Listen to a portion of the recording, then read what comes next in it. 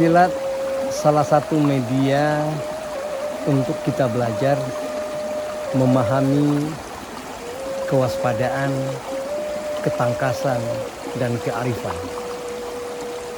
Seorang pesilat yang dididik di sebuah sasaran mengandung makna, mereka diterpa, mereka disepuh, dan mereka diasah supaya tajam. Setelah tajam, ibarat sebilah pisau, setelah pisau tajam, maka dimasukkan ke dalam sarung. Kapan waktu dipergunakan? Pada saat indah ado padang tampek balari, tasasa ikan kaampang, dicabut dengan kearifan, melumpuhkan, bukan membunuh.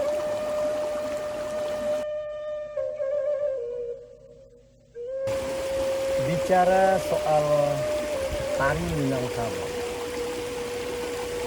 tidak lepas dari silat dari berbagai aliran yang ada di Minangkabau. Bermacam aliran yang ada itu salah satu modal atau sumber dari penggarapan seorang koreografer atau pencipta tari di Minangkabau. Jadi bagi seorang penari Minangkabau tersebut harus memiliki yang namanya basic atau dasar silat Minangkabau. Karena beberapa dari garapan-garapan yang dari seorang koreografer tersebut itu mengacu kepada kedinamisan itu.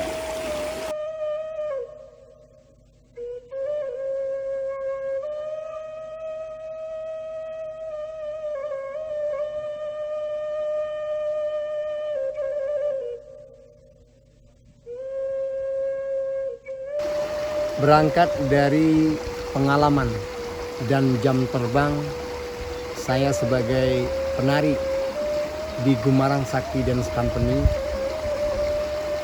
banyak hal, banyak pelajaran, banyak ilmu yang saya dapat dari perjalanan berkesenian tersebut. Harapan saya kepada generasi muda, terutama kepada usia dini, mari bersama-sama saya mengharapkan kepada mulai dari Bapak Wali Nagari hingga kepada kepala daerah untuk kembali membangkitkan spirit untuk berkesenian, terutama di bidang seni tari. Demikian yang saya harapkan, karena banyak hal ilmu yang kita dapatkan dari berkesenian tentang disiplin, tentang ketepatan waktu, tentang penampilan kita dan cara kita.